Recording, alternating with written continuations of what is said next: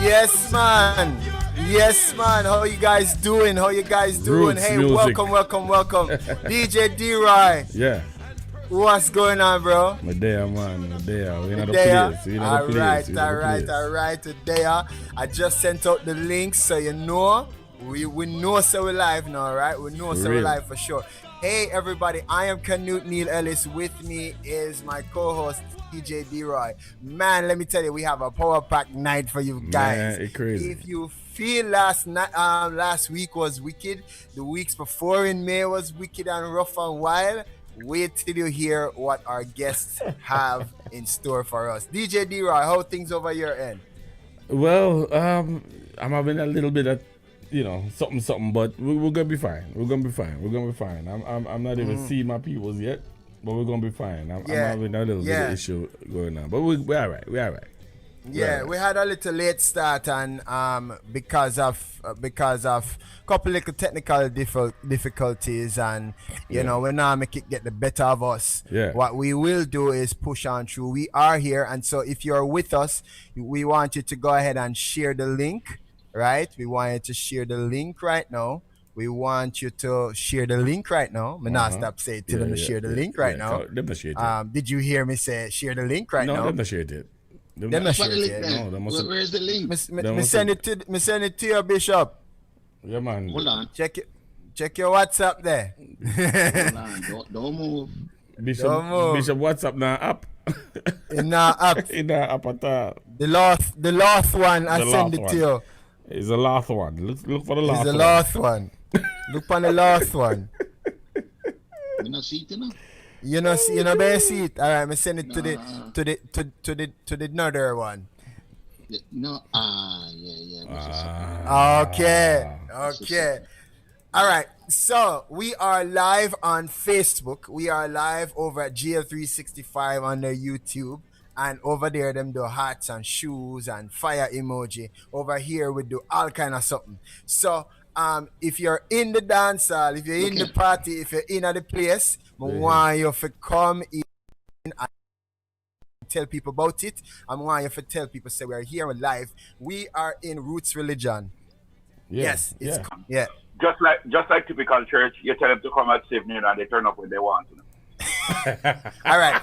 So if you're watching #live and when you're coming back on the replay, #replay, so we know who did come in, because we're going to say this is church meeting tonight, tent meeting Friday night. Yeah. Right? Yeah. All right. So we are gonna get into it. We already asked them how them do. Them say them doing wonderful. Man. Bishop Hall. It is how you got started. Bishop Hall, how you got started? Did you know as a child that you were going to turn a preacher, man? No, sir. No way. I never had a clue, not even the first clue that I would be a preacher, man. I was the worst person in church. I was busy and I really help out, but I'm never stable at all. I used to backslide at least once a week, and take so but just couldn't get it right, brethren. Yeah. So we never have a clue somewhere with somebody people look up to or anything like that, Me used to wonder if me make different than anybody else. Me never know how them live in Christian life so good and nice and clean and pretty. Why? No care how me try, me just keep mess up. So me never have a clue that one day me can stand up on the platform and talk to people and and make sense. Anybody that actually listen to me, never really know that will happen. Yeah. But that might tell you something, man. God good. Yeah. Good. Yeah. Good. And him have a practice of using nothings, using rejects, and people throw you away. You understand? And to church them kick me out of. You understand? And but God have a way to take up. What may I tell you? That's why I said that's why the pride can't reach me. Yeah. Because I always remember saying you can't do the pride thing. Yeah. The pride thing can't So reach as a little youth, what kind of little youth did you grow up being, and where you were born and grow? All right, we're born at St. Thomas, but we grew up at Rockford. Grew up at Rockford at the foot of Warwicker Hill, right on Glasspool Avenue. And let me tell you something. Me see things that if me remember them right now, listen me, I tell you. I say shooting left, right, and center. Me have to walk all over dead body if I go to school. Sometimes I tell you. Wow. Yeah, man. Hey, listen, Wow. I can me tell you. And then everybody, you see all them political people that man tell you, man. One day a vehicle driving and the next day everybody have gun. And them stop me and take up a big M16 and put in my hand, come to start, put on some chest and look like me, you know, a teenager, and then give me the gun. You look baddish. Listen to me, man. I'm strap up the M16 on me, man. And I go and cut the thing. I say, oh, no boy can't talk to me. Yeah. You see? But, you know, I sit down and think about it and I give back the gun. And when I give back the gun, virgin, I soften at the community, man. Then kick me in my bottom and call my girl child. You know? But all of them youth there, who know they are prison dead, I tell you. Right. Whoa. Who keep the gun. Yes, and me just can't understand my life on a daily basis, not weekly, daily. We have to lie down on the ground across the street because a bullet a fly over our head. You know? I mean, I tell you, it's a rough life. We Wow. go through hunger, we go through all kind of stuff. Yeah. And me never know how me alive, honestly. One Grace day, of God, eh? Tivoli clash with Rima, right? And then up on the street, and then the brethren them from Warwick Hill, clash, and me there in the middle, you know, brethren. Canute. Me say, when me said, and the gun them go off, and you ever hear M16 go off from two different directions? And me just look up towards heaven and me say, God, you have to help me. When me go home, me I'll search myself if me a bullet wound. Wally Papa Shine. Me couldn't believe it, man. So if me never end up preach the gospel, mother ungrateful. Wow. Mother ungrateful, and you know, because him saved me a lot from a whole heap of something, man. Bishop Smith. My brother. What? You want my side? Bishop Smith, did you know you were going to be a preacher, man? Did you know you were going to be a preacher, man? I had no doubt that I would have been a preacher. I doubted that I would have been a pastor. Because the truth be told, I started preaching from age 15. So most of my years, if not all of my years, were spent in church. So because growing up as a young lad I was about 11 thereabout, I used to serve in the Catholic Church as an altar boy. so I was always on that side, you know. Most of my friends would have said, growing up, my peers would have seen me as a nerd because I was born in Kingston, Walton Park Road, 35 Walton Park Road to be exact.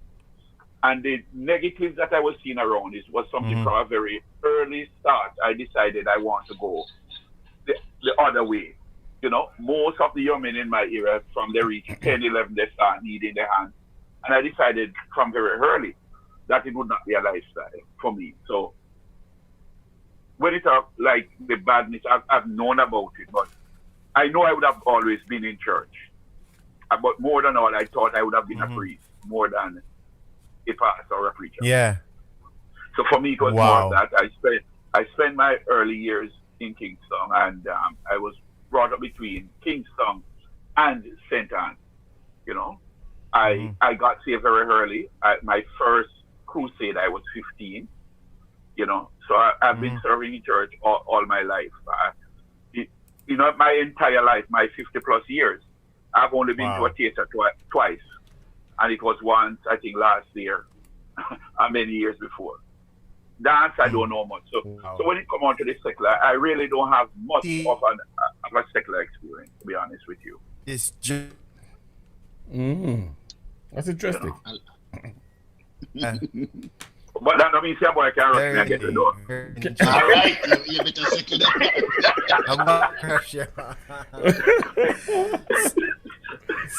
So Uno, the two are the most controversial preachers, minister of the gospels. Uno go in at the garrison, Uno go in at the city, Uno go in at go talk to bad man and all of them something there. Me no want jump the gun in the bishops. Me no want jump the gun and no pun intended. Me no want jump the gun and go this yet. I can't speak for Errol fully, but I can tell you this. As I said that question was asked to me in London some years ago, that I'm controversial. I said, I'm not controversial. I only dare to say what others only imagine. You said them want to say, but they're afraid. Listen, the whole idea is that God never actually called you to fit in, He asks you to stand out. What use is a light if you put it on that table? According to scriptures, you put it on top or you put it on a mountain top where a city sit up on a hill. Can't hide. Wow. Right. You understand? Wow. That's the whole settings. Yeah. I got jump movement. And I would say to the Canute, one of my major why some people see me as. What happened? We crashed the system. It freeze. We're there, man. We're there. Okay. The system crashed. Bishop Orville. Yes, as I was saying, is that for me, many people would see me as controversial. Why? Because I don't study straight theology. I deal with practical theology. Jesus was seen as controversial because once you're a preacher that doesn't fit within the status quo, you are seen as controversial because there's nothing theological about the gospel. You understand me? The gospel has to be practical. The gospel has to be radical, and the gospel must be applicable because it makes no sense to present it to a man who doesn't understand it. You understand me? I went to a Caribbean island, and the lady asked me how I like my meat cooked, and I said I love it with a lot of spice. Now, from Jamaica, when we talk about spice, we're talking about pepper, scallion, and a whole bunch. Yes, sir. But me go tell the woman, say me like my meat spicy, and when the woman done cook the soupies, I'll cinnamon she put night, because she thinks spice have to put cinnamon and vanilla. Because those are spice. Yeah. So in other words, so when you're telling a man to be saved, or a woman to get saved, you have to tell them what they must get saved from. Not just get saved. When I tell a man to come join the church, man, just come to the church and sell a bunny weed, brethren, because you know you don't just come join church. So you must know what. So you see, we're not supposed to be just telling people to get saved. But what am I saved from? And if I'm saved from something, what am I saved to? Because if I'm living one lifestyle, you have to replace it in a virgin. You can take out something out of a man, you have to put in spirit 9 minutes. You can't leave him empty, You know something? Bishop, hear this now? Hear this? Me start out, when I start out proper, was following Errol Blair and these nice guys. And I start out so nice, and I stand up there, just as I am. And nobody now move, nobody now pay me no mind. Until me just get radical and start to come out of that, come in at this. When me go start say so, me say, dreadlocks there the altar. When me look, man, come, me say, oh. So me realize you have to come down, you have to meet the people in them language, you have to meet them in them culture. You have to go down in the thing and reason with the man them on another level. And many of the preachers in my days when we were doing it refused to do that. They never do that. They stand up in from a high place and a talk down, but they never panic. You understand? Yeah. So when me as a young youth, we start to panic, and then we do something man does. Me end up though, instead of stay up on the platform, me come off and me down in the crowd with the people them. So you know, I will bust some mixing DJ and all of that, and the people them all of a sudden it's like them get saved and never even know so they get saved. Then they're the altar and don't even know so then they're the altar. You know, exactly. That's part of it because Canute, I will say to you and Bishop, if history serves me right, I was the first preacher in Jamaica to go on a pulpit and to sing about Marley. I was tried for it. Because you're not supposed to do that. You do what? I remember going to Mountain View to preach Langston Road and Jigs Road corner and give the guy we had the control a CD if he play it when we go, because normally go and play a Grace Thrillers or a Love Yeah. So when we give the man the CD, and when the man put in the CD and we go preach. And when the CD start playing out, it started off by saying, mad sick, head no good. And when the man tried to say Elephant Man, he put it down. And I said, put it in. It's the right CD, can't think the pastor doing the wrong CD. Yeah. But listen, I'm Mountain View me there. Them man they don't know about no him. Them man they don't know about no killers. They know about Elephant Man and Buju and Big. Yeah. We never pull them. Because once we pull down that, and when they hear the guy play, you know, you see man run across the street and they pan, bullet. And what was my take? My take was mad sick head no good. In line with the sermon, mad sick head no good, and he come from Isaiah. The whole entire body is sick. Wow. What did I do? And he would not draw the sinner. Draw the sinner, but a Elephant Man or a Beanie Man pull them over, and then you give them the gospel in a practical way. Because listen to me, when God used the drunkard to feed Elijah, the drunkard was naive. Oh, sorry, I shouldn't say drunkard, no, I should say raven. I see him drunkard and I see him, but you have to understand that if your intent is to get sinner, you have to use the language of the sinner. You can't get fish without me. Remember this, when you go out to catch the fish, you have to put something on the hook where the fish like. You follow me? Okay. You have to put something. If you put one for a pure pearl jacket in order, then call them pargy. Come now, man. You put the kind of bait to reach the kind of fish where you want. You see? Hey, it's a strategy, you know. Yeah. You say, he that winneth soul is wise. But the real interpretation is, you have a wise to win soul. You see? And when we bust, listen, the church world, the traditional church world, did really stand up against us hard, you know. Listen, listen, man of us, I don't know if you get it like how me get it in a brethren. Like, we get it for the language, because we talk the patois.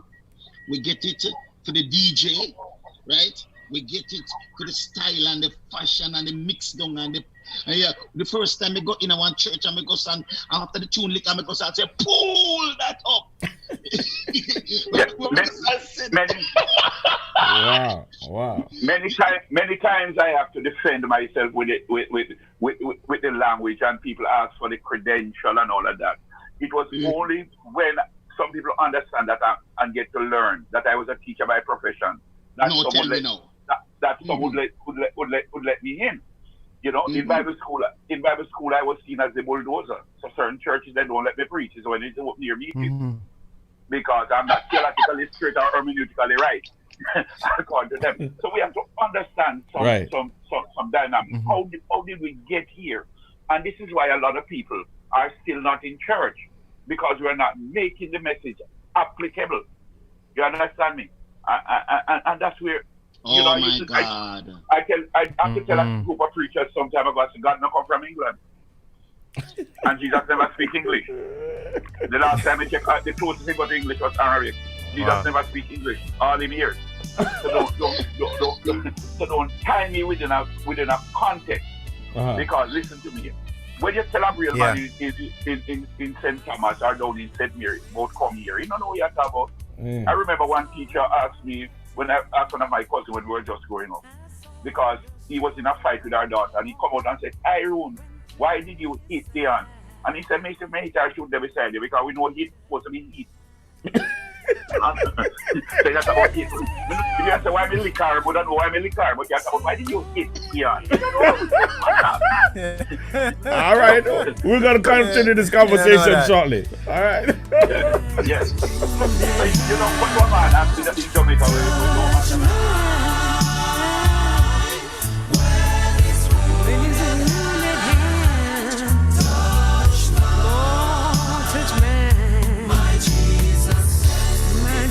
set me free throughout eternity, yeah. Where his wounded hand touch mine.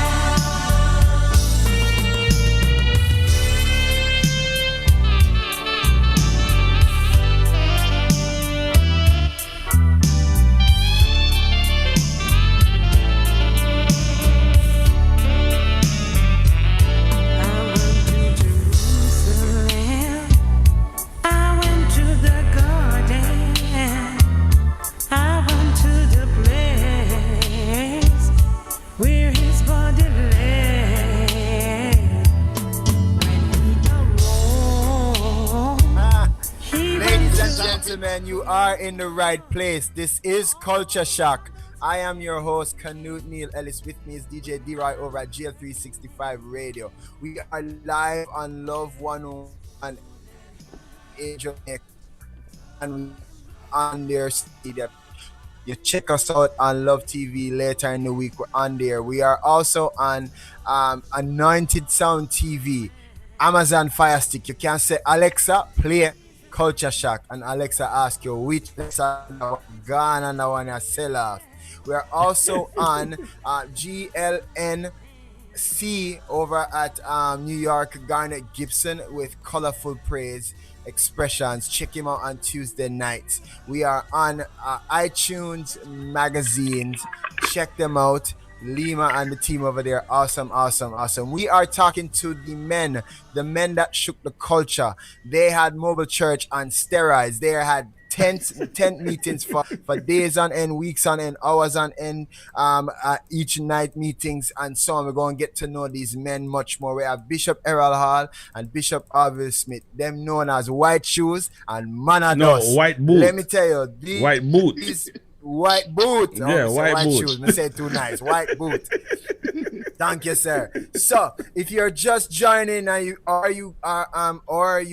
from these men churches, we want you to give us some hearts, give us some love, comment in there which church you attend, and show them that you're here. So you have a mark present, say you come on Friday night tent meeting, right? That's the only way the bishops then going to know, right? And then we want you to share the link. Right, Bishop, you know, so I could have pull one of them things like, we now continue the ministry until I share it 300 times. I feel like I want to do that.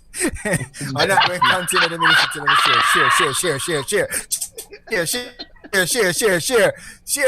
the link. I have a prophecy from the Lord. Share the link. You're not get the prophecy until you share the link. You gentlemen have been so... May I forget the seriousness.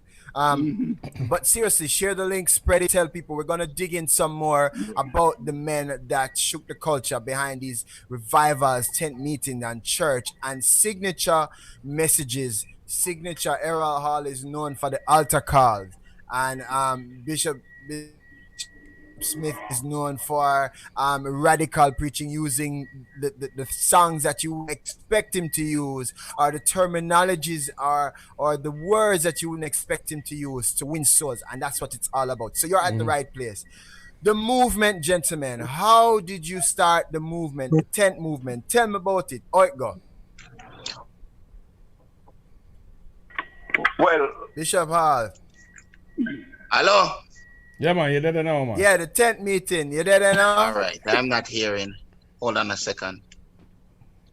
You're hearing me? Hello? All right, Yeah, while man, him we're fix here, him, man. We're here. ears. You're hearing now?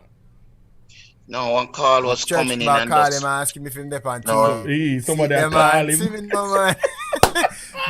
Bishop Smith. You tell him, man, tell the church member call him. Bishop, are you that me see? Are you using for TV, Bishop? Bishop Smith, people are tell us calling about me, the man, and I movement. spoil this thing. I tell you what, I didn't start a move. I didn't start this thing. For years, when I was in Jamaica, I pastored the New Testament, the New Testament Church of God. So I was a part of the evangelism team. So I would go to the nook and cranny.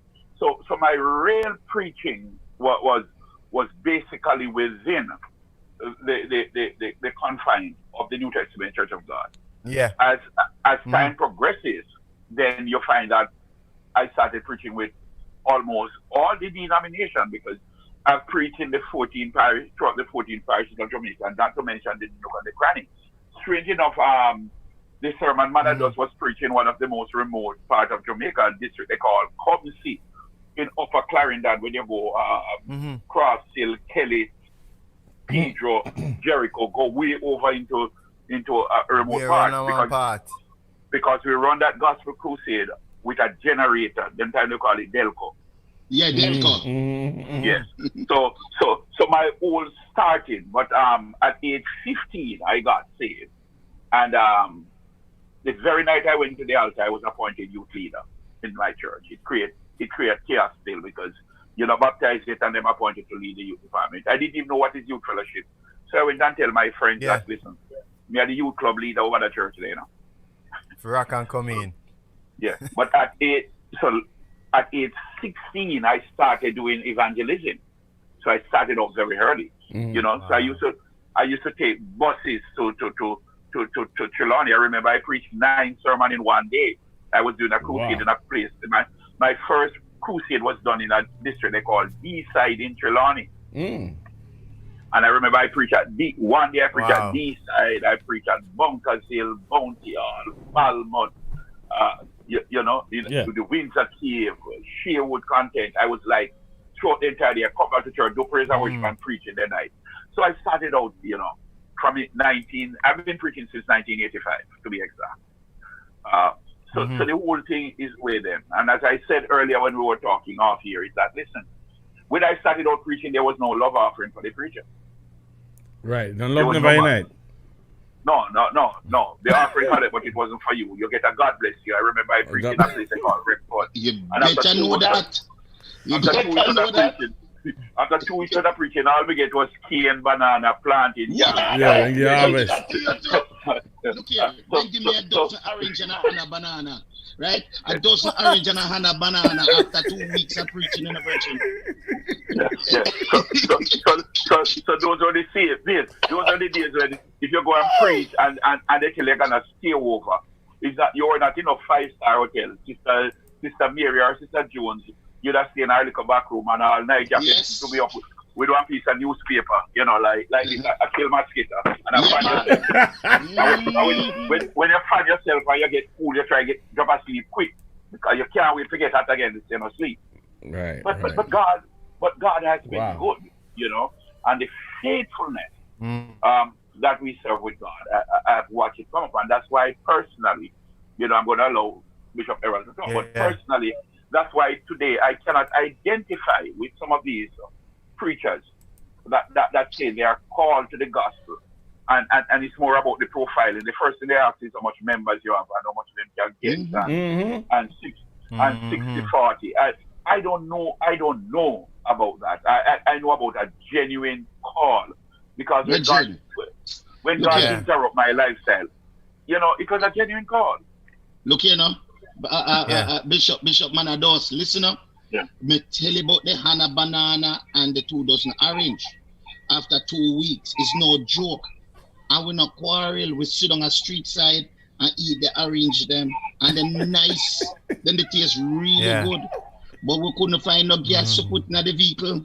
You understand? People never understand. We got to one church and them say, listen, we were planning to give you an offering for you and the team. That time I had 54 people and traveling with up in the country area. And say, them tell me, say, they can't give me any more money. They can't give it to me because they were throwing a partner for it and the banker run out.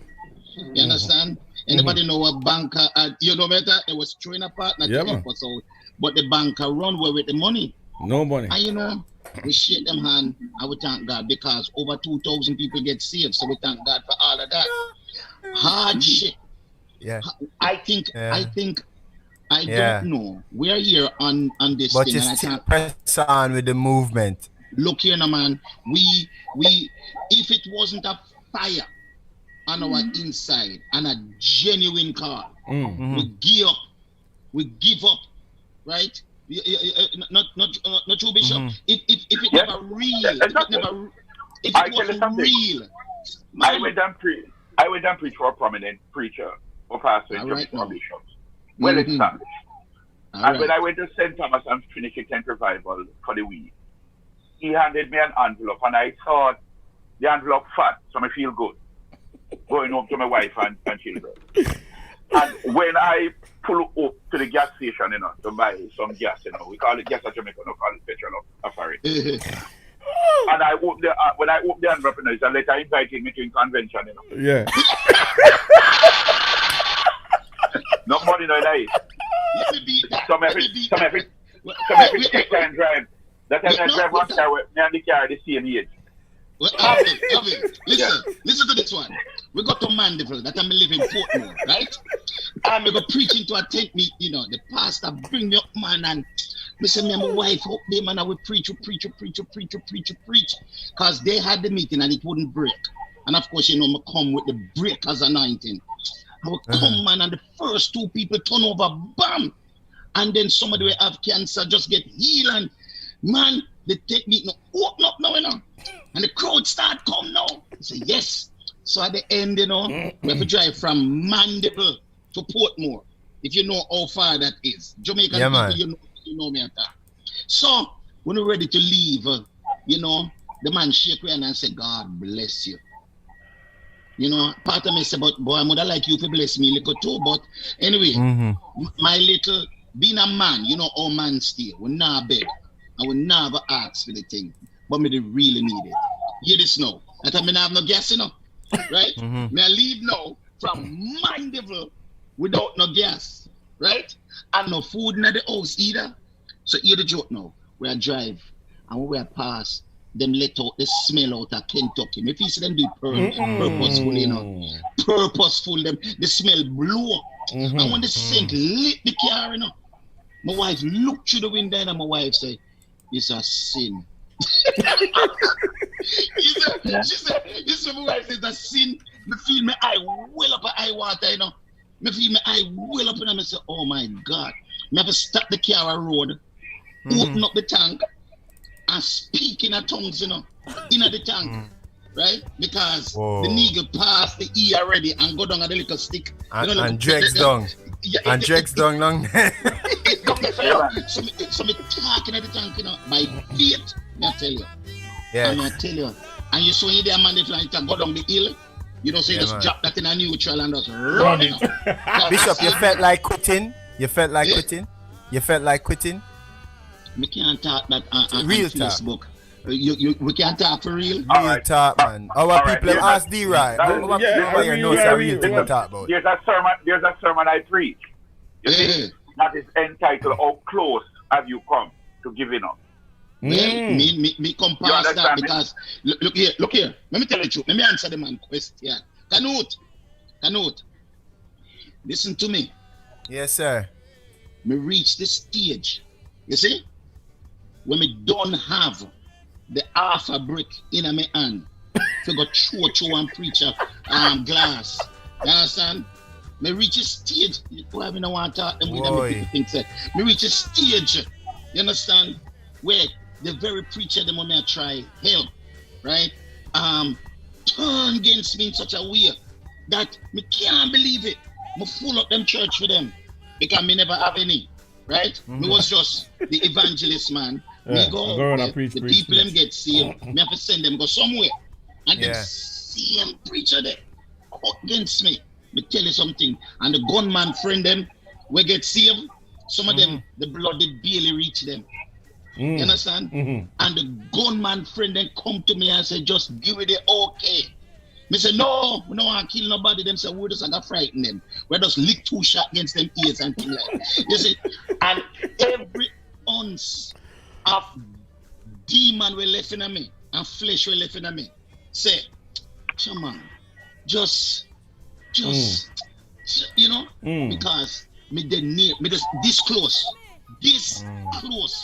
Me get close enough to fire gun, close to take a 2 before and meet a man in the darkness when he can't make me out. And slap him in the head side. You understand?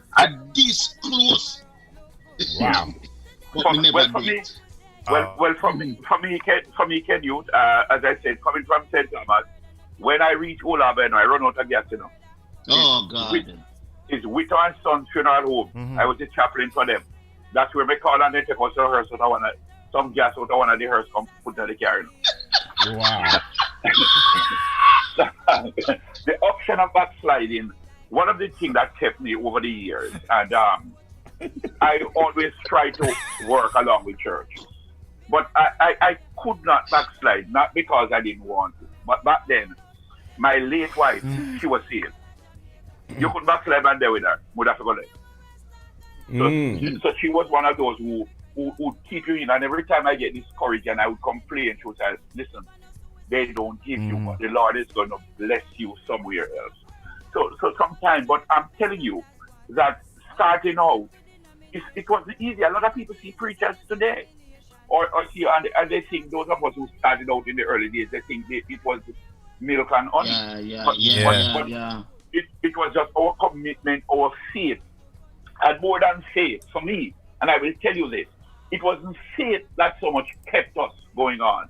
It was the fear of God. Yeah, right. My fear was if I pull my hand, God is gonna kill me. And two things hold me. Two things: fear and love. All right, gentlemen. Keep your thought. Hold that thought. Hold that thought. Hold that thought. Hold that thought. Hold that thought. Hold that thought. Darkest days, I just sing me a song of praise. I've got God's coverage wherever I go. I've got God's coverage wherever I go. Lord, stay in coverage. That's all I know. Full coverage when the bills them stuck. Full coverage when the pain a rock. I've got God's coverage wherever I go. When you're feeling down, thinking you cannot make it, and everywhere you turn you face the plan of the enemy, just remember Jesus is a burden bearer. Hey, just call him when you need him and he will answer. Just remember Joseph and how much he had to suffer. But in his purpose, God gave him favor. Jesus covered him with his coat of many colors, and his blessings overflowed like a river. I've got God's coverage wherever I go. Lord, stay in coverage, that's all I know. Full coverage when the bills them stop. Full coverage when the pain a rock. I've got God's coverage wherever I go. Man, oh man, oh man. Sugar or the hole they keep to your bimmer. Can I talk to somebody here? You could be like Shabarans who have trail a load of girl. Don't want to come off. Or even if the girl's tearing off your garment to get in your apartment. Man is just us. I'm not preaching around here. Whether you're browning or you're blackening. Whether you're female man or male man. Man are dust. Hello somebody. Whether you're front teeth, side teeth or gold teeth and gargan. Man are dust. Culture Shock. This Week Friday. Yes, sir. Yes, sir. Grandmother does. What's up? Yes, sir. Yeah, the message there now. The message there. Root up the place in a virgin. Root up the place. One time some people come and say, Bishop, are you preach that? I say, no, I don't mean that, man. I'm a sparring partner, that man. Yes, man. And straight enough, a lot of people don't know that sermon. Most people know about it when it was preached in 1998. But the first time that sermon was preached was 1995.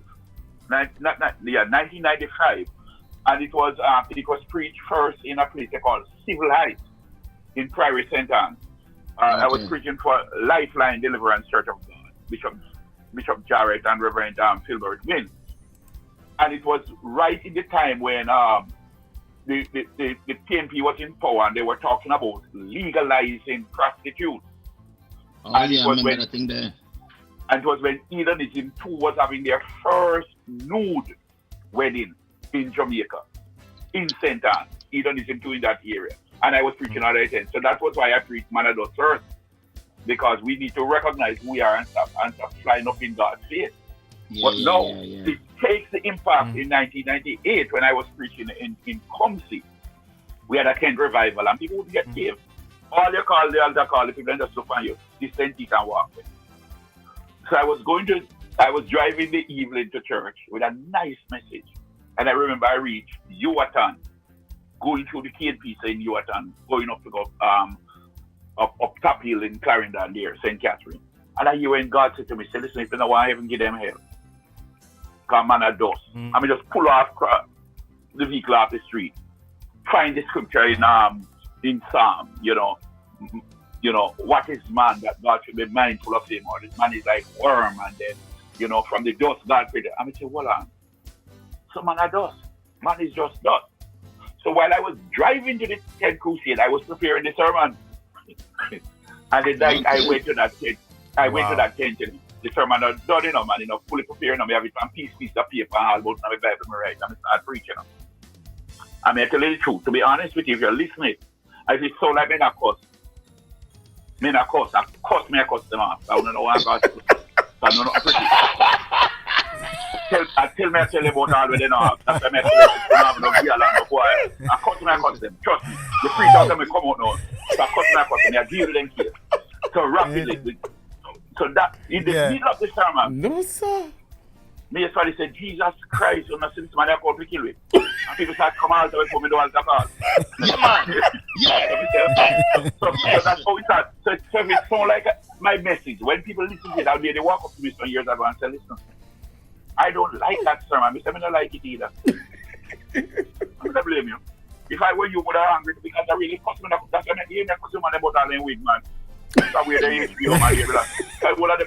I mean, I'm going like when I push and so when I come past self. HBO, here belongs to others. Imagine that's your life and you don't want life, man. So we just tell them about everything what we know. Yeah.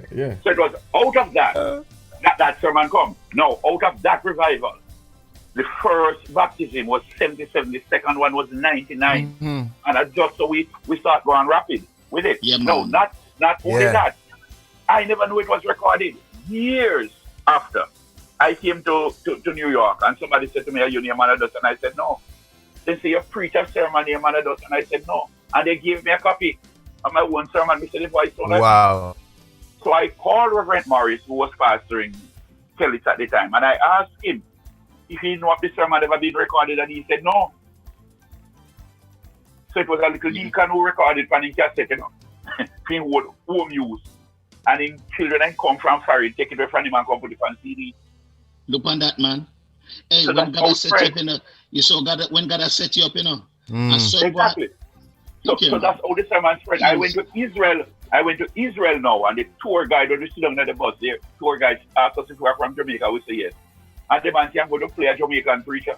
When the man put in this sermon, a man does all the way in Israel. Like me start off and say, smile man, goose your name, gone abroad. Exactly.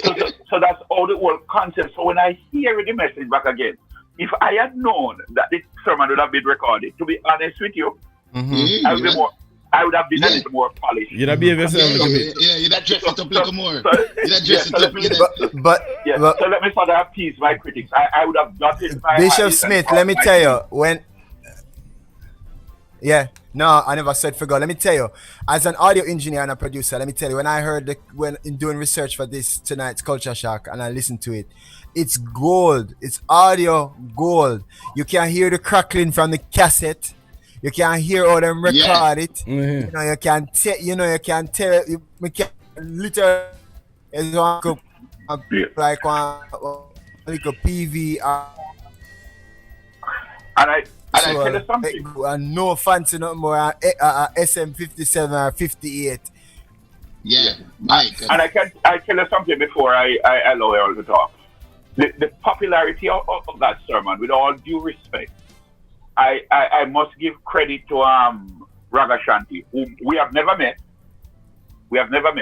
Personally, but it was some years ago. I never used to sell my tape. Never used to collect no money from it. It was somebody who gave Raga Shanti a copy of it. And I don't know. He had a program in Jamaica that they call Mix Up and Blender. So he played the sermon mischievously as Mix Up.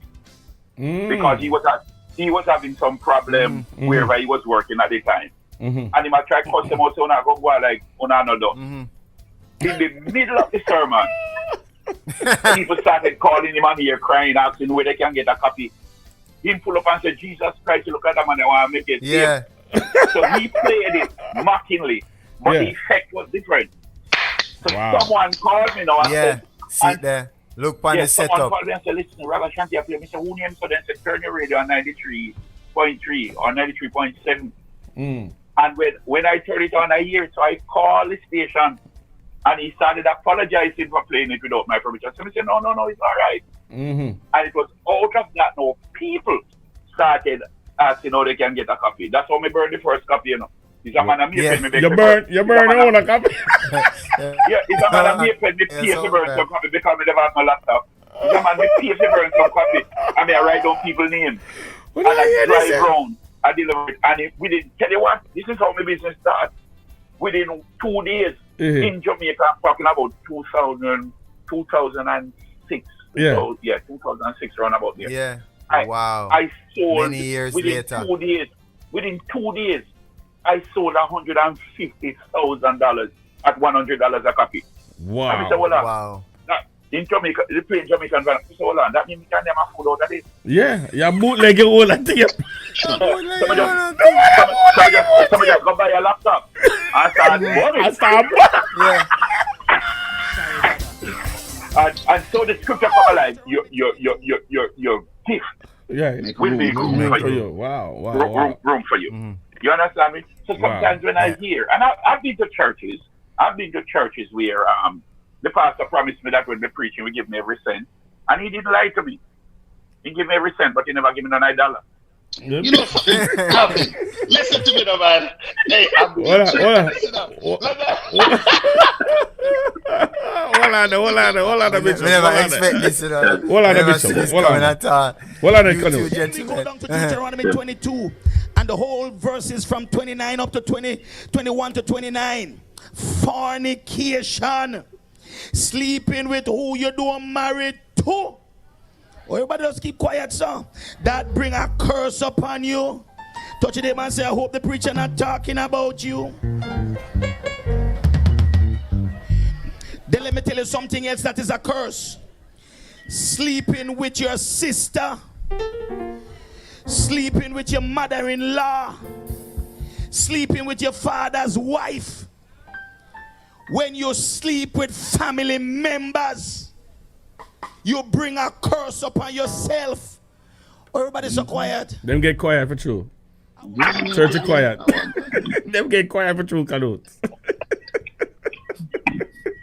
Everybody get quiet. It's quiet over there on Facebook. It's quiet. Who over there? Who over there? Who over there? Who over there? Facebook. Who over there? Big up to Dean Reynolds. Big up to Dean Reynolds. Who else is there? I'm a BS player that, you know. Dean used to be a BS for me. BS line. Yeah, man. Facebook. I be a laughing emoji. I go on over there. I laugh them. I laugh. Listen. Let me just quickly. Earlier you asked me a question. Think a laughing thing. I mean, why you come up before me go answer me the white shoes question. Uh-oh. You understand? Mm-hmm. Me kind of want to clear it up. No, man, that question is right down, man. Sit here. You right down. Sit here, man. Question right down, man. Yeah, man. Let me go in at white shoes. White shoes. Tell me about white shoes. What's the deal with your white shoes? Yeah, what's the deal? Hurry right along. White shoes. Tell me about it. No, for real. When I started preaching, I didn't want to put on. I went up into the mountain in a Portmore over there, so I go seek God. I pray. I go up in the mountain, go pray and seek God. And I say, nah, come down until I hear from God. And, you know, days me up there, the rain wet me, sun dry me, everything, until God talk to me and tell me, say, I'm going to set up a covenant with you. You understand? And God said, once you carry my gospel, more you put on the white shoes. He said, it will remind you, so you now carry your own message. It will remind you that you carry my message, and it is there to keep you humble, right? And me started never realize how serious the thing is.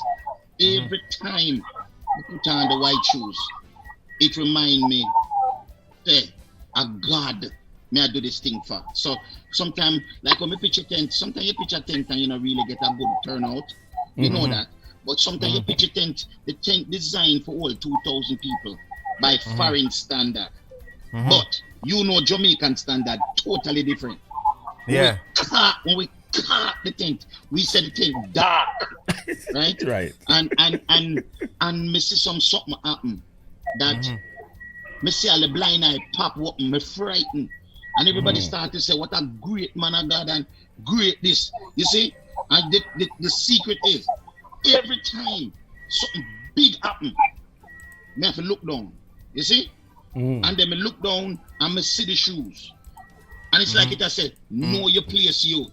Now make this fly go to your head. You understand? So so the white shoes is a covenant. It's like It's like a reminder, you know. So after years I saw me do it, you know, and one day me there somewhere and you know somebody jump out of a wheelchair and start run up and down, and everybody start to say, Ray, like the crowd want to make you feel, you know, if you don't mind sharp, your head swell up.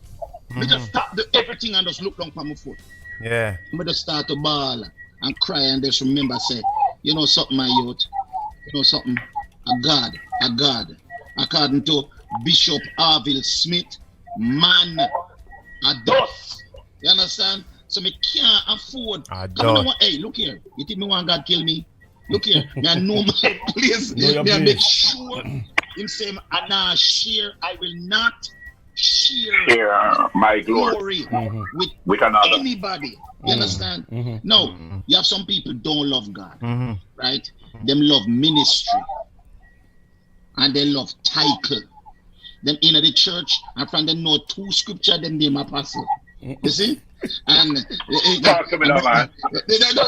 Oh Jesus! And they fight over which part to sit down in church.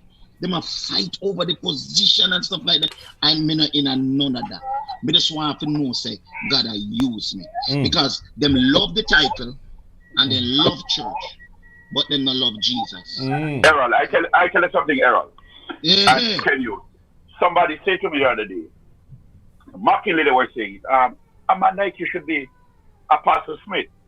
All right, see that now? See that? Or Archbishop. So I said to them, I said, let me tell you something. The mere fact that Jesus was born in a stable did not deprive him of being a king, you know. That's right. Until this day, he's still Jesus of Nazareth. Yeah. It's not Bishop Jesus, you know. Well, I know, okay. Man. It's not Bishop Incorporated of the First Order in so. It's okay, no. I said to them, we need to understand that a jacket, a tie, and a garter around your neck. Yeah. Don't make you anointed, you know. You're lucky. Right now, you must look on some of the advertisement. I want to get them 2 bars I'm on from. Go on Facebook right now. They said $50 can make you a bishop. You understand? Oh, yeah. They will give you can buy it online. They will give you a certificate and the ordination, give you one color, and you just go up there, go say 2 scripture, and you name apostle this and that. Errol, I know I'm going to ruffle some feathers now, and I know. But if you're dead meat, afraid of that water, so we can talk. I tell somebody, you know, the reason why when I'm preaching, me still wear my pants. Me not fucking I take too long, I'm losing blood. Me don't personally want something. Look here. I never saw this coming, guys. Yes. And I didn't see this coming. What we're finding out now, as Errol rightly said, there are people who love ministry, but they don't love God. There's a call there. You understand me?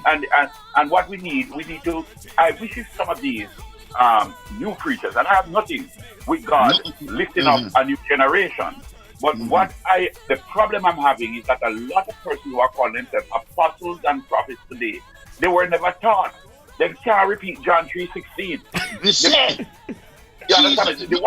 The water still upon them. Nobody not dry them up until they come to baptism and pool, you know. And so when I listen to them mockery to Christianity, it reminds me of a sermon I preached some years ago, Who Fought the Game. Oh Lord! All right. Somebody called the game. You know, so Bishop Smith. Yes. Bishop Smith and Bishop Hall, I want to know about this tent meeting.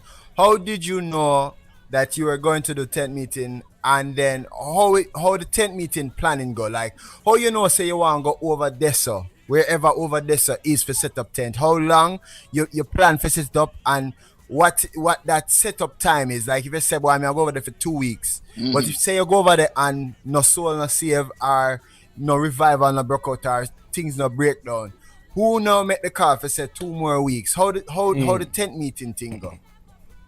All right, you want me to let me tell you let me tell you. Yeah. First of all, the purchasing of a tent is no joke.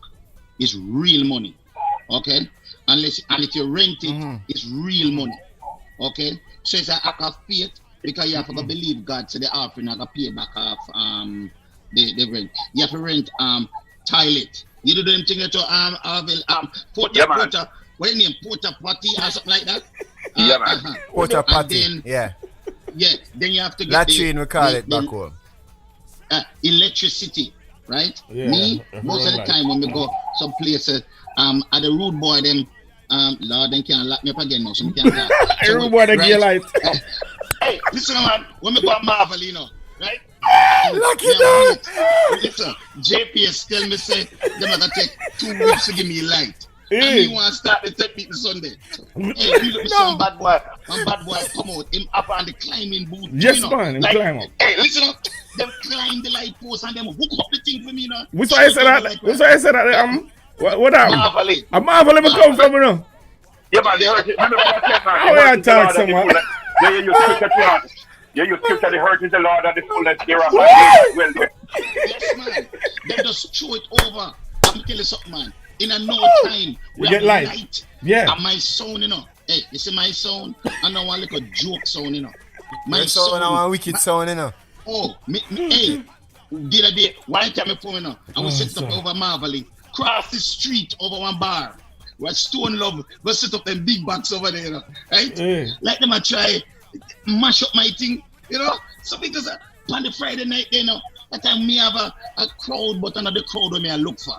When me look over Stone Love in a virgin, the crowd wicked, you know, man. And me say, no, sir, something not right with this. So you know me do? Me just go to my sound technician, I will turn up the sound, you see, man. I will turn up the sound, I will turn the steel on them and the big backs them down in the dance, you know. You see, I will turn it down in the dance, man. I will start to lick some come out of that and come in at this. Yeah, I will start hyping till it get dust up, you know. You see me look, my tent get dark and pack up. I'm going to hear Stone Love sound and go down lower. They were waiting till 2 o'clock in the morning. And then, guess what happened? I'm going to start to say, I'm going to stop everybody and say, oh, boss, we kill our sound. I tell you something to you. Hear me. 10 survivors. Wait, 1 second. You saw me looking at my tent now? The tent nice enough. But I hear half naked people in the virgin. So we have to kill the religious spirit because and come as they am. I tell you, when we looking up, me see some mini skirt, some this, some that. But yeah, that's why you can't. If you're too churchy, if you're too churchy, you can miss. You can focus too much on them clothes, and then you're going to miss the fact that sinners actually come to the altar. You understand? You know? Yeah, man. Wow. Yeah, no. Can you? I'm not gonna come back to this. We have a picture tent where you walk through the area and you look on the people them. You understand? And you're looking at them eyes. If them sometimes them look lost, and them look, and you kind of just want to feel the atmosphere. You walk through the street, them, you know, you walk and look at people, sit down on them veranda, and you look. You know, ask no question, you know.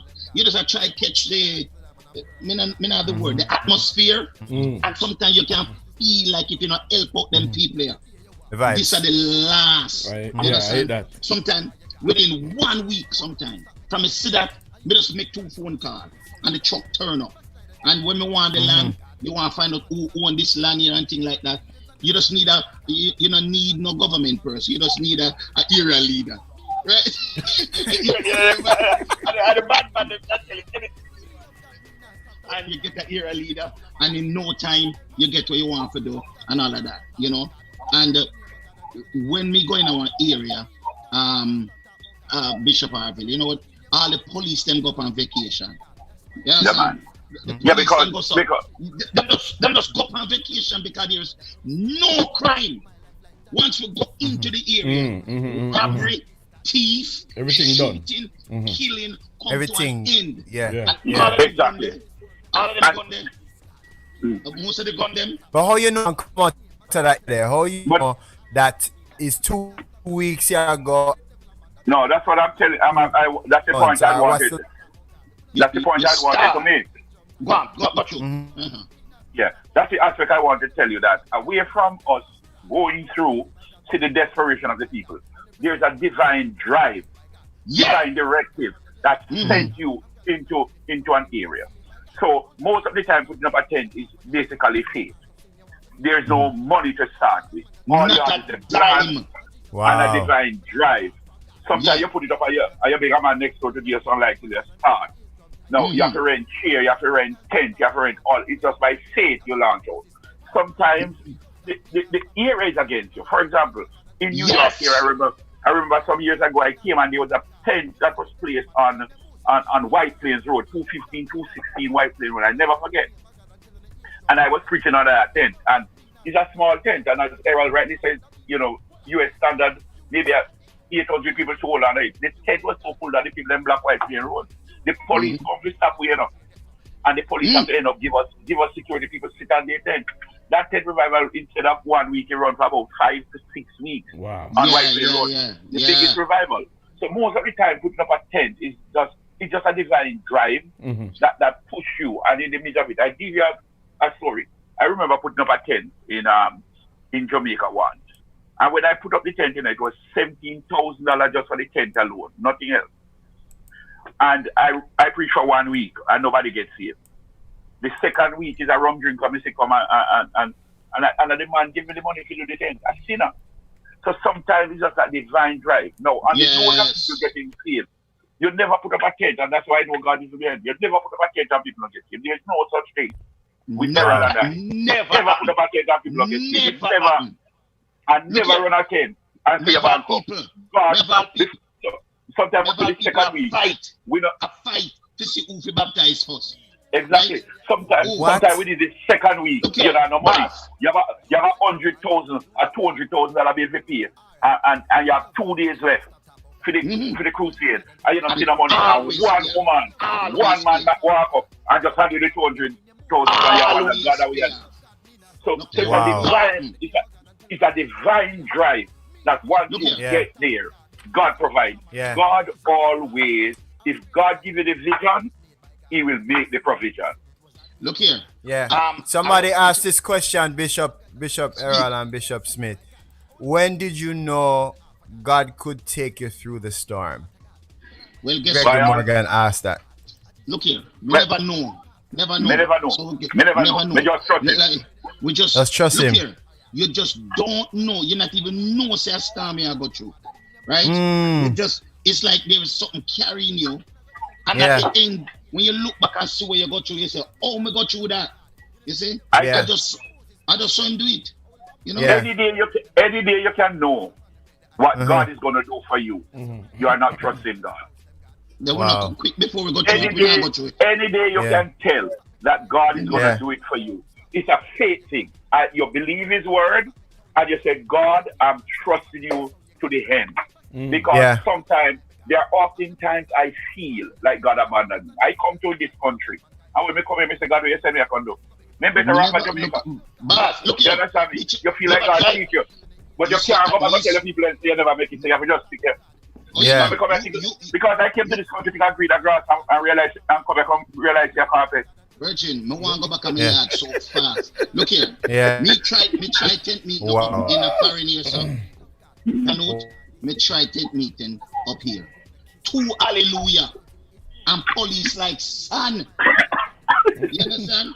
How you know my mouth big and because when me look police like son. Nice. So I would say to your listener. Nice audience.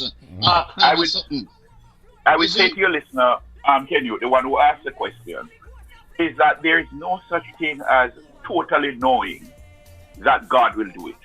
It's your faith in Him. It's your confidence in His word, which says, "I will never leave you nor forsake you." You don't know when God is going to do it. You don't know how God forsake you. Yeah. But you trust Him to do it, because this journey of ministry, this journey of Christian faith and Christian journey is one that some people call it risk, but we don't call it risk. We call it faith. You understand me? There are times when I remember I don't have $1. But I look at God. I remember I was in Jamaica and the JPS come, the public service man come to cut off my life because I don't pay the bill. And all me have to do is come out and look on the guy. And the only thing that you have hold me look on the guy and say, man, you're not afraid God kill you. You can't come have a preacher life. And the guy just come down. And I trust God to provide. And out of nowhere. Listen. Out of nowhere. We just get frustrated, shame, and walk out of my pen. I walk through the market. Man, I'm not money to buy nothing.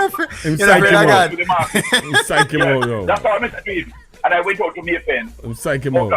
I walk out the stress and I just tonight there. Right. So I walk to my pen and I walk through the market. I mean, just one woman and say, Pastor Smith, are you that? I say, yes, man. She said, Lord Jesus, you know, Lord, we want to bless you. And she just give me her money. And I'm just going to place to pay me right. Yeah. Just like that. I tell you something else. I give you this one. When we talk about the faith, I remember when I had a whole car and I want a new car. And I went to get the bill. When I go to the bank to get the loan, they ask me my work and I tell them everywhere. They say, what do you mean by everywhere? Me say, anyway, they call me free and they say, my work. Listen up, baby, man. The lady look at me and say, you can't get a car, you don't work no way. I leave my card with the girl and say, and the truth we told you, and the loan I want is a car. I went home, and 3 days later I get a call. When I went to the bank, it was from the bank. When I went to the bank, the loan officer tell me, say the manager want to see me. When I go into the manager, the thing I go get the loan, and the man look at me and said, listen, Pastor Smith, you still have no sentence. I said, what do you mean? I don't know the man know me. Right. What between the man and Mark me? He said, me stop, tell me say you come here, I look loan. And I have no job letter. Me say, yeah. Me say, by faith, I want. You know what the man look at me and said, to cut a long story short? The man said, it's 15 years now. I'm looking for you to bless you, 15 years. Whoa. Me say, what do you mean? The man said, when I was finishing up university, I was crippled up in my bed. And you came to a district they call Mullital in Clarendon to preach. And you send my mother for me. I was crippled and you pray for me and I walk and finish my exam. And from that time, you look for you to bless you. The man buy me the car, 1.4 million. All right. Wow. That's all I forgot. Wow. So you don't know when God is going to do it. Sometimes you feel like God forsake you. But God is working on something big. That's right. All right, hold it. Hold it on. Deliverance, 6 cup of praise. Give me 12 cup of Holy Ghost. And maybe dash in the place. What we are that's Holy Ghost. Bring Holy Ghost. That's Holy Ghost. Bring Holy Ghost. That's Holy Ghost. Bring Holy Ghost. Get Holy Ghost. Get Holy Ghost. Shout Holy Ghost. Grab Holy Ghost. Up Holy Ghost. Call out Holy Ghost. Accept Holy Ghost. 1 cup of blessings. 2 cup of praise. 3 cup of forgiveness. 4 cup of peace. Give me 5 cup deliverance. 6 cup of praise. Give me 12 cup of Holy Ghost. And maybe dash in the place. What we said tonight, we are dash for free Holy Ghost. Dash you. So no better take me step from up your feet. We are dash for free Holy Ghost. Free prayer. Yes. Free blessing. Yes. Free favor. Accept it. No things for dash way. We say God and give we Holy for things for dash way. No take it. 1 cup of blessing. Bless me with attitude. Come on, you too. So we have people who don't want to live right, and when you tell them that holiness is God's requirement, they leave the church and find one jumper, one round the corner. Can I go on? So me preach. They call me that they want. Yes, I'm a fool, but I'm God's fool. Come on, somebody. Preachers, you know what I'm talking about. When you preach holiness, they take up their Bible and walk out and they don't want to live holy. Well, go to hell and twist the devil. Because you don't want me to preach because we don't holiness. No, man. Yes, sir. Big shot. Canute, all right? I have so many questions, and we are cognizant of the time. But I could tell them, say they are culture shock. If we don't share it, God is sitting if we don't share that again. Don't play with the gospel. These men are telling you how them shot the culture. These men have brought the culture, the gospel on their backs. Ladies and gentlemen, This is Culture Shock. I'm your host, Canute Neil Ellis. With me is Bishop Orville Smith and Bishop Errol Hall, my JD over GL365. We are live on Love 101 FM. We are GL365. We are live on Anointed Sound TV. We're live on iTunes Magazine. We are live on so many other stations that's doing rebroadcast or retagging in social media. A lot of them we want to shout out. So big up on yourself to GLNC, Colorful Praise. Listen to Garnet Gibson on Tuesday nights, right? And check him out there. Him have some awesome music lineup for you guys. And if you haven't seen all the culture shocks before, we did it in the month of May.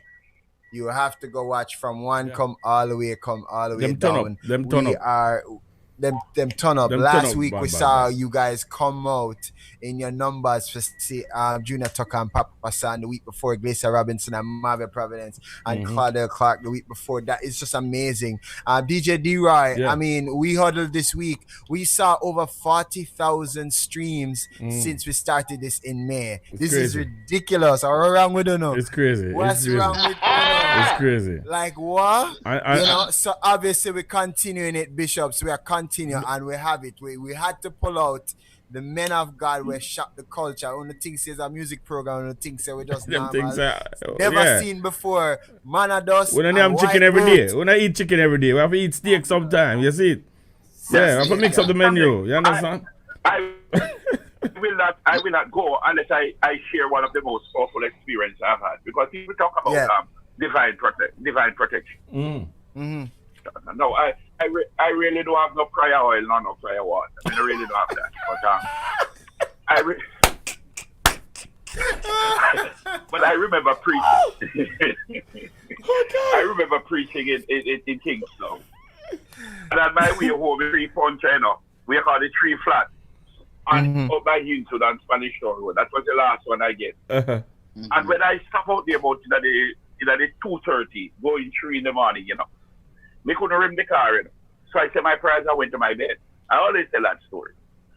You see, about the 3:34, me hear a rapping on the window of the glass. When I get up, and hope that car go, we then thought it was somebody who knew me, A 3 gun, that's the me I look up into, So I went up in the air and come back down and look on the mother and said, well, I don't know, God said he couldn't find nobody else. 3 gun, man. And let me tell you something, man. Wait, sir. You asked them. You couldn't find nobody. And God said, how much God said him? The man then says, hold up. I said, no. But before me go to bed, me ask God, we send help, and I want the first turn up, so how much God said him? Just like that. And let me tell you something. Within the next 2 hours, I lie not, those guys take off the flat tires of my car, put it in their car, put me in the middle, one thief to the right, one thief to the left, I mean at the middle. Take me to Mullins Road. Because them tell me, say them know a 24-hour tire station where them can change the tire. When I wait there, the man tell me, say the tire, they can't patch, So they say they can't sell me a tire for $1,000. I only have $500, Me look on the thief, them and say, yo, Virgin, don't have any money for you. And then pay for the tire, Take me back to East, put on the tire, on the car. And when they done, they say bye. Because God bless your car, keep the more thief. They just say bye. What am I saying? Wow. Is that if you trust God, if you live faithful for Him, if you do what He requires of you, He will make a way for you. And I want to say to every young preacher out there, whether young or middle-aged, that is exploiting God's people and poor people. I'm very serious. I have a vendetta for you. That is using the ministry and the pulpit for trickery and tricking people to give an offering. Stop it. Because the Bible says, he that oppresseth the poor shall come to naught. And if the cross is a catch it, I will catch a picnic. Let God provide. Let God people bless you. Stop tricking people into getting an offering. Stop telling people to sow a seed to pay your mortgage and buy your car. Go work in your wallet somewhere and stop it. Errol, you take care, man. Calm down, man. Calm down, man. Calm down. Man, I'm going for it. Let me follow Oliver and Classic. Calm down yourself. Listen. Let me see, man. Errol, I remember you said, it felt bad because the very same people that you're trying to help, they must stress you. The pastors, they must stress you. Then the Obia man them I try Obia you. You understand? And the so and then the druggists them kind of upset because people now buy them stuff and they lose the control over the area when you come in there. So me in the middle, the person them not helping me, you know, and the Obia man them I try kill me, right? And then the bad man them down the my side. So it's like if God not protect you, you're in trouble, right? All right, but the man to go be me I preach the gospel.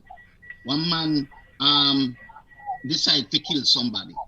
When I'm ready to kill the person, me not knowing about me I preach, and it's good that me turn up the sound loud and in hear, and it sound like me I talk directly to him.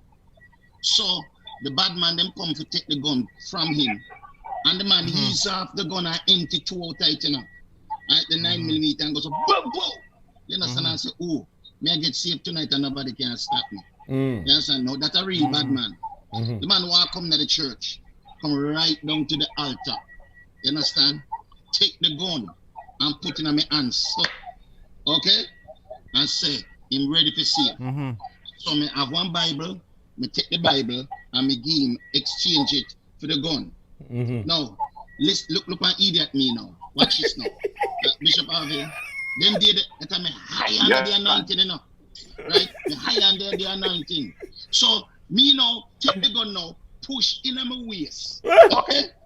Now, me push the gun and I preach same way now. They hear the song of me truth. Me got me thing for me, me got me thing for me. So cameraman, somebody take the picture. Right? You got on abroad. Listen, you see the next day. Front page Gleaner, front page Star, front page Enquirer. All X News too. Right? When you look, you see when you open the center spread. You see that. Listen, when you look, you know, stand up, you know, with the gun in my waist, and them I say, preacher man, with gun. Listen, man, the church will nearly kill me. I tell me, nearly dead. Look here, man. Me suffer for that, you know. Cause at the time, I do me young, right? I enjoy myself. Bishop, somebody gets saved. I'm in the gun. You know, me no want to put it down, make nobody take it up, right? The only way to keep it is to stuck it in your waist and somebody take the picture. Wow. And the next thing me know, brother, some are talk good, some are talk bad. And you know what I'm saying? Once you're out there, yes, and not everybody going to speak, you know, good of you, some going to talk bad, you know, but you go to your bed now and you look up and you thank God that you survived the day. And you're looking into tomorrow now, wonder what you're going to face. But if you worry too much about it, you got stress. So you are. So you just make. So up you your are mind. saying, because I know Bishop Orville, I want to give us a gun story too, because you have so many. But Bishop, you're saying. Yes, sir. Gospel, you're doing a.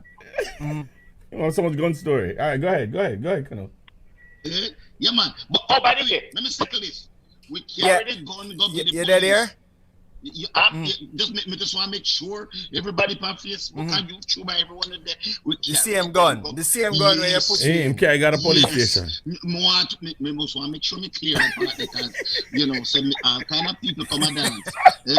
See, you still have your thing for you. Yes, sir. No, we carry the gun them, not just the one there alone, but everyone where we collect, we carry it, give the police them. Every time we carry it, after almost every night of meeting, we have to drive past the police station. And them know, them stand up and wait for me. Wow. Just for collect your gun them. Wow. Yeah, and what them like, and what them give me, we have immunity, where we don't have to tell who we get it from. Right, you understand? Right. So we thank God for that. And we carrying a whole heap of gun. We carrying gun, and we carrying ganja bag. And we're carrying ratchet knife and a whole heap of other stuff like that. And no police ever asks me, ever ask me who me get it from. You know, some of the gun when me carrying, them say the gun evil because them have it on record. So that one gun here, commit so much crime. Yes, so them glad to have it off of the street. So don't have bad name. Listen, me thank God. Me the beauty. Me the only one, but me thank God and use me, man. The beauty about it, Errol, and I say this without any apology, was the genuineness to which we enter the gospel field. It was not because we want a platform or we were advertising ourselves. And I'm saying, just like how you have some of the DJs or the reggae singers today would say that there are some people coming and they are polluting the system and it causes some of us to suffer. Because I'm telling you, honestly, when we are exploiting poor people, we need to remember that the Bible says, he that oppresses the poor shall go to naught. When a man comes to church and he say no money, and he might have to pray for his financial breakthrough, and you have to tell the man, say, fine, for him to get financial breakthrough, you must pay $5,000. Where to get $5,000? If you did that, we give him the same poor. Right. Today, the problem we're having is that a lot of people are afraid to come to our revival because we make it look like if I'm going to pray for you, you have to sow something. Yeah. And if you get the healing, you have to sow something. And if you have to keep the healing, you have to continue to pay down something. You make it look like the gospel is on higher purchase. I buy you know? You understand? Higher purchase. So you have to pay down and you always pay your installment. And some people tell me keep your healing. You have to continue to sow your seed. One man look at me there, they ask me, if me not sell water. I said, no, me not sell water, me buy water. Listen up. Hey, it's a wonder people. Hey. Everything for sale now in a bridging. I'm hated, and most of the people who hate me are preachers. And preachers hate me, you know. Because they say, because we understand this, Bishop Orville and Hall. More to understand this. Because I think as a preacher life, did alright. All you have to do is study on a sermon, come on Sunday, come on Wednesday. But you don't have bad man vex, you don't know, Wobia man vex, you don't know. And when you survive, and preacher man. Because of greed, because we need to understand with the gunman out here, we have seen so many surrender under my ministry. If a gunman is going to come to church, you understand what I'm saying? That man, when he come, you have to hit him with a gospel that changes intention. Because a man who used to thief, when he had that man hand over again when he used to use the thief, you know. You have to tell him what you're giving for that, you know. When a woman have got a baby father with never know, a woman has 5 children, you know. And one of them have 2 women, you know, John baby, you know, what a very sketchy, you know. When she comes, you have to now present her with what is the alternative. A man not going to hand over and gun to you as a preacher. Yes, sir. And you're going to tell him an answer story and tell him about sow seed. Right. You have to plant a seed in that man's life. Yes. So for me, when a man comes, because I've had persons who were dominantly thief, gunman, and when that man hand over a gun to me, right, me ask him what he want to do, and he say, listen, boy, I want to make some patio chair, I want to barber shop, I want to fix some tire, right, and if you find way. Right. Come that 4 and that 5,000 and put in our hand, that man on a seed. And that is the problem we're having. We are making people poorer by selling them prayer. When we have a crusade now, I put up, may advertise water on my background. I must advertise Jesus, brethren. I'm telling you, we are making it look like Jesus' blood no longer has no power. Jesus' blood still has power. You don't need the water. You don't need. Listen to me, man. You could have wear a million prayer shawl. When Errol tell them, when Duppy coming back to over, man, over you. You need something more than that. You see this? Let me just say this to everybody listening. It's culture shock, but I want you all to hear this clearly. Everybody, please pay attention to what I'm saying. This whole thing is not just a career, you know. And this thing is not, I know I have done a lot. I have done a lot of things. I know Bishop Manados Orville Smith has done a lot of things. And I want you to understand, we did not go into it, and we are not into it still because it's a career or it's a lifestyle or anything. This thing is real. Career. I will die for this. This is maybe take a bullet for me believe. This is Errol. not a joke. Yeah. Errol, career we choose. Career we choose, but calling choose us. This is a calling, not a career. Look here. Wow. Let me And tell we choose it. Yeah. Yes. The part that we took, we never know which step going to happen after which week or anything. Right. God just direct way as we go along. It's now that we look back, we see the divine part. Say, oh, that's why they carry this on. Oh, and that's why we never have a clue how powerful we were or the impact that we make. For instance, I believe I never know I was shaking up Jamaica like this. When my ministry got to Lieutenant Stitchy, you understand? And me baptized them man there, right? The same Papa son where you have, my ministry get to them thing there. We're the one we always jump Holy Ghost gym there. Name, DJ Nicholas. Right. Them man they sit down in my tent meeting. Yeah. I mean I know. Even the preachers where you hear a preach now, like Carter and McLean and all these great men right now. And my meeting them sit down in and me fling mantle upon them. Errol, when you come to Eastwood Park, New Testament to do that crusade, I was pastor in Sandy Park, and I was on that district, Just stop it nice, no man. So you know what's going on. You know when I Judy Mowat, Miss Ellis lady, I'm a fling my jacket like me no sense. Lick her down and go. Me never know that Judy Mowat that. All right. You understand? I want to stick this spin in. I want to really make this fun. Is that I see somebody is upset with me right now because he called me and he said to me, Bishop, I want you to ordain me as an evangelist. And I said, you don't choose the office, the office must choose you. Right. That's how the calling go. And I use the scripture and I want to say to everybody, go and look at it. God did not anoint David until God find David in service. David had to start the ministry. The Bible says David was already doing it, and then God anointed. If you want to be anointed, start the work. Somebody says, "Oh, me want to be ordained as an apostle. Let me start do the apostle work. Me want to be ordained as a bishop." No, you must be in service first, and that's the problem we are having today. Because a lot of people want the title. We have too much profiling. I must see the call.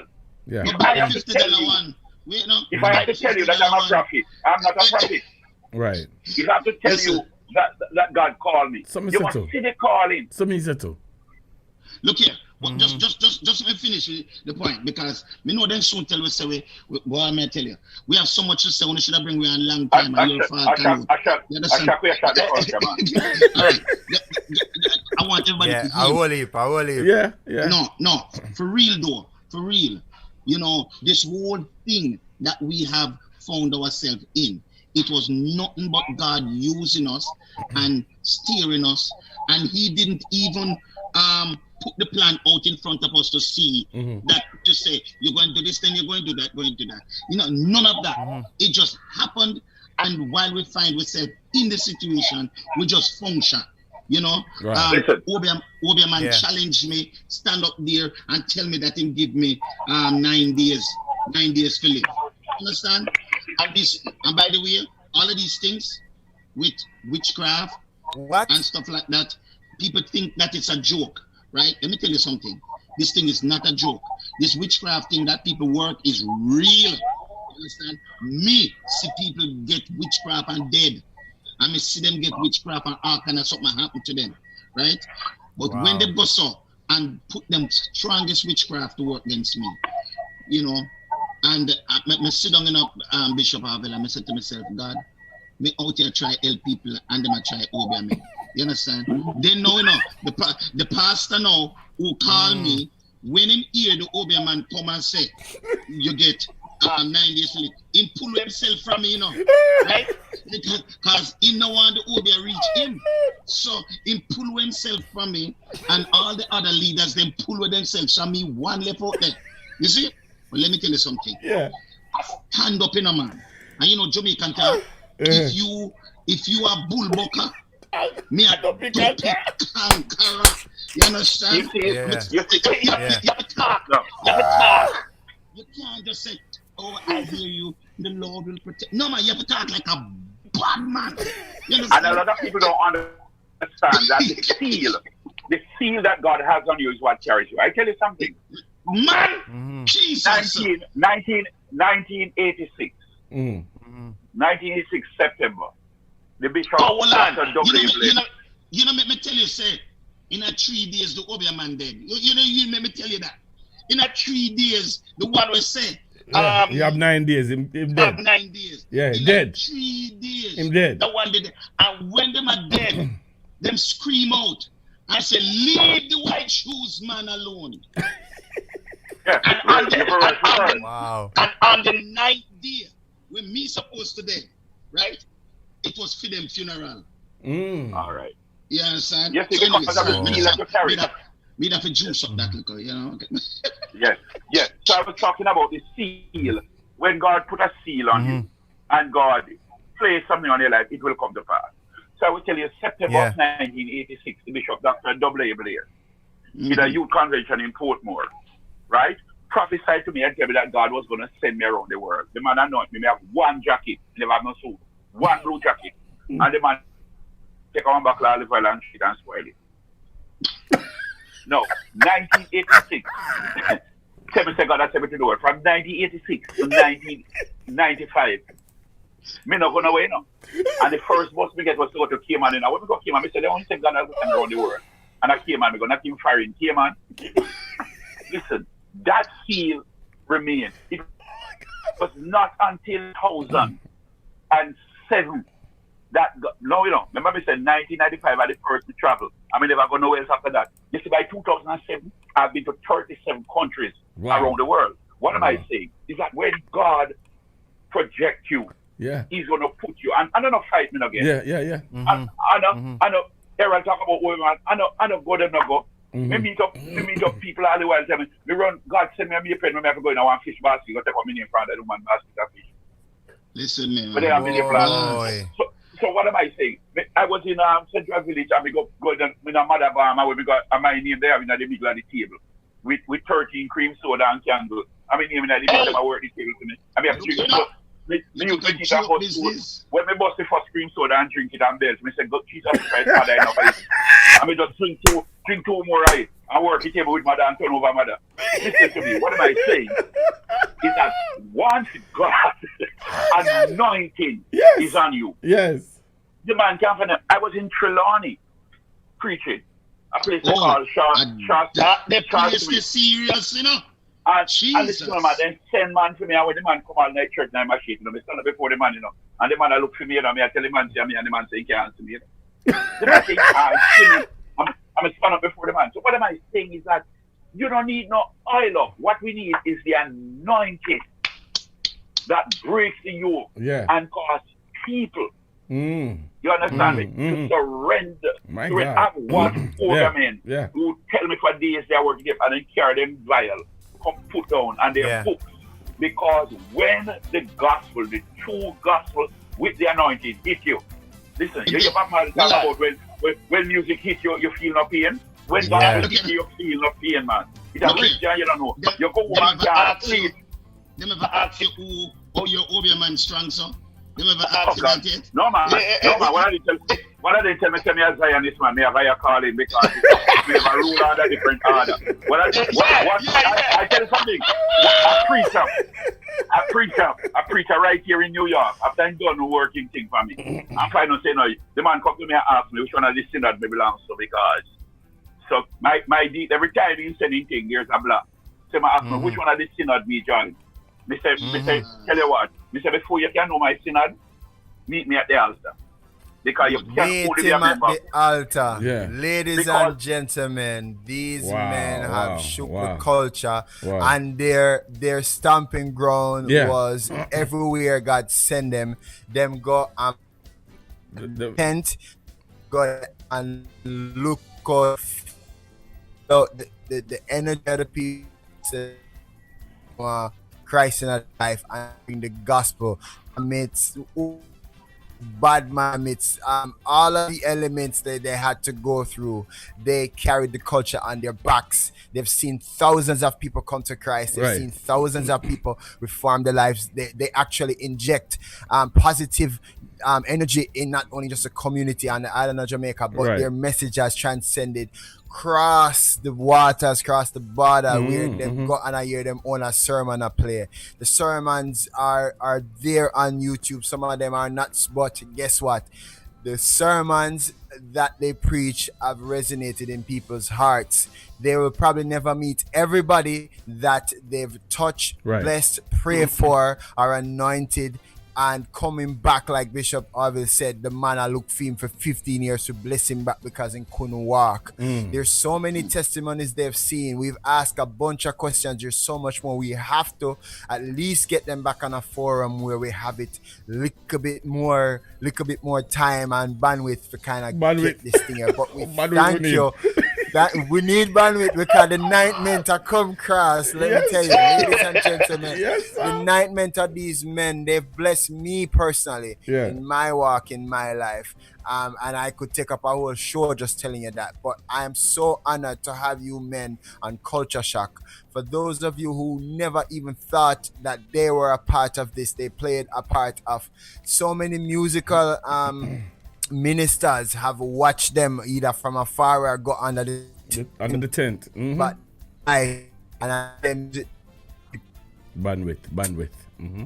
Said a lot of people downloading bars. The bandwidth. So much for joining. We thank you so much. Before you go, gentlemen. Before you go, in the plain Jamaican style, when we Black Road, and we want to make sure people see when the media them come, then jump out. So never do it like that now. Before you go, never say happy birthday to me tomorrow. Hey, yes, that's his birthday tomorrow. That's right. It is birthday tomorrow. Tomorrow. I have the note that here we sing happy birthday. But we have this thing what we do. We're going to tell you happy birthday. We have this thing, me and D-Roy, we do this. We want to take a second and tell you thanks for all that you've endured, for all that you've gone through. The pain, the suffering, have the money for the light bill, the tent can't go up because you don't know it for everything. Man. My motto is working for Jesus. The pay isn't much. But the repentance. Being here and saying we honor you and we thank you. Come back. Yes, indeed. We come back. Before we go. We thank you. Before we go. Give us some hearts there showing your appreciation for Bishop Errol and Bishop Orville Smith. Before you go. These men because they've poured into the culture for decades on end and nobody sometimes never stop to see if them are right. Right. I want to give a big shout out to a couple of broadcasters who are broadcasting us right now. DJ Robert Ministries in Old Harbor, Jamaica. Shout out to you, sir. Also, Gospel Showcase Radio NYC in New York. Bless up to you. In Connecticut, we got Gospel Vibes Radio FM, Delroy Lingo. So I want to shout them out. Let them know that we appreciate them. Appreciate love them. Yeah, we've been broadcast all over the globe, all over the place. So I wanted to make sure I shout these guys out because they are my real partners. These are my real partners. D-Roy, just say something. Thank you. Thank you guys for the opportunity. Canute, thanks for reaching out. Enough respect and thank you, Bishop Smith. I remember we clashed in New York. You remember in that church there we had fun. Why is it like a sound clash? Connecticut. Sorry, not New York. Connecticut. I want to thank Jamaica for giving me the batting ground to start the ministry. Young and raw, but I cut my teeth on it, and I thank God for all of you who support me. And reaching back out to all of you, I want to, let you know, love you. I wish for the opportunity, to do back ministry in some of these places that I have been before. I'm not as young as I used to was. The knee not 100% like how it is here. All right, but I still have some bullet left in this gun here. You understand? And I'm want to open it up because sometimes when see something that happen in Jamaica, I feel like we just want to open it up, because it's certain little things. And me never afraid to tell people, say boom, bye. Me never afraid to lick some stuff. You understand? Because we decide so we're gonna stand up for righteousness, and we do the best we can. The younger ones, them now, Bishop Orville, are out there. You know, they're not 100%, but we pray for them still because better something than nothing. You know, let them do. Yeah. Ask God to help them and strengthen them and protect them, and just do what you have to do.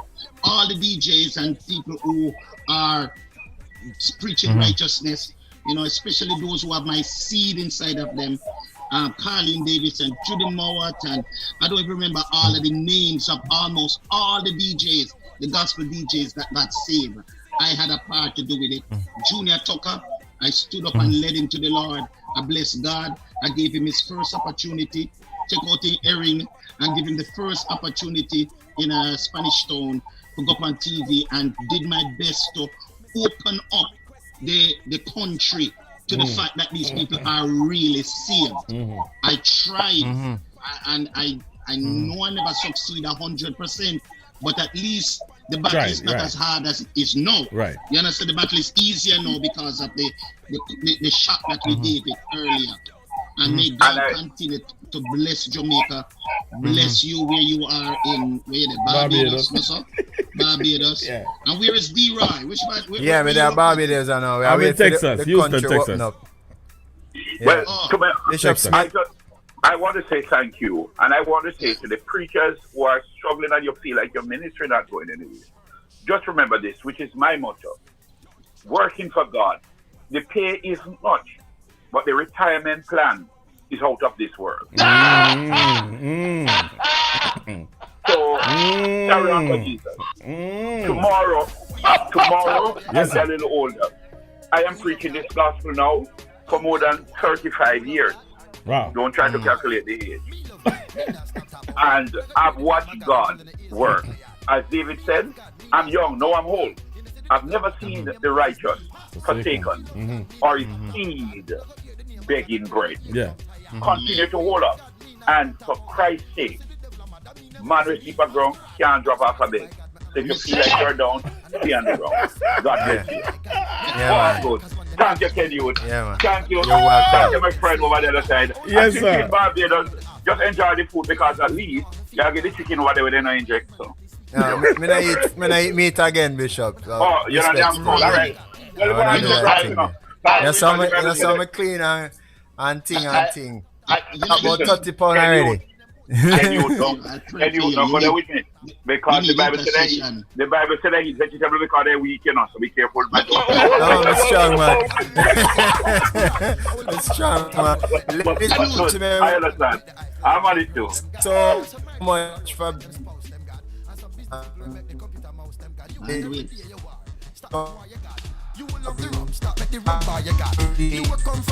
Culture Shock. Thank you everybody that signed on. Thank you so much. Blessings to you. Yes, sir.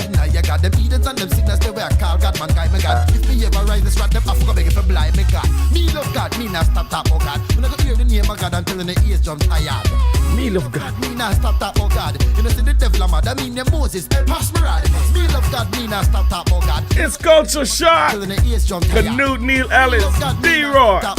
You know, see the devil, man, that mean Moses, pass me right. Me love God, that's why me not this. All right, Canute, before you even cut off everybody, now, listen. Canute, you hear me? You hear me, Canute? Canute, you hear me? Your ear in work? Yeah, man. Man. Who are do next week? Yeah, man. Who will come on next week? Yeah, man. Me here. Yeah, who will come on next week?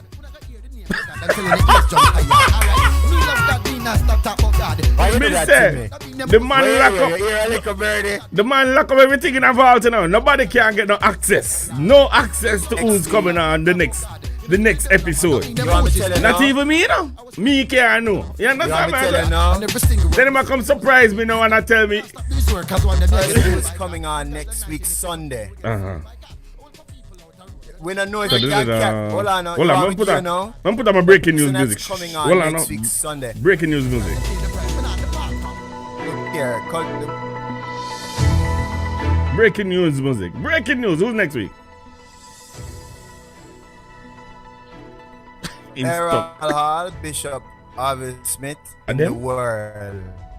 And next week Sunday the 14th, we will have none other than Mr. Muta Baruka. Yes, sir. What? What? Yeah. The barefoot man. The barefoot man you're talking about?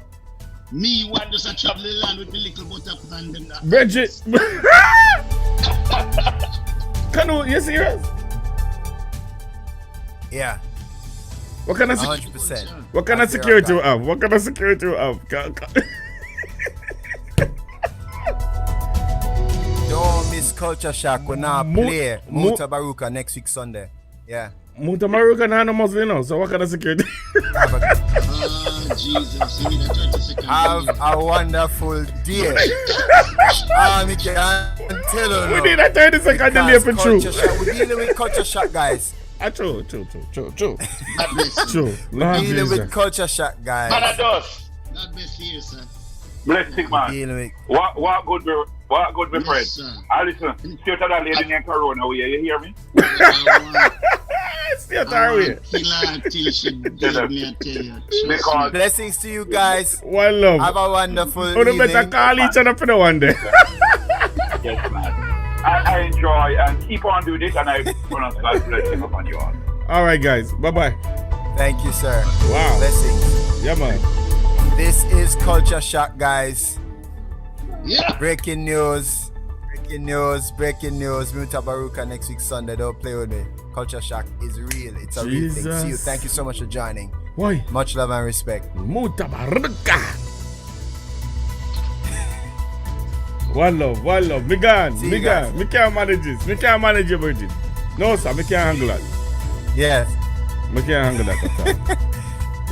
We stopped streaming. You're dangerous. Stop streaming. Gentlemen, thank you so much. Yes, man. Thank you so much. I appreciate you.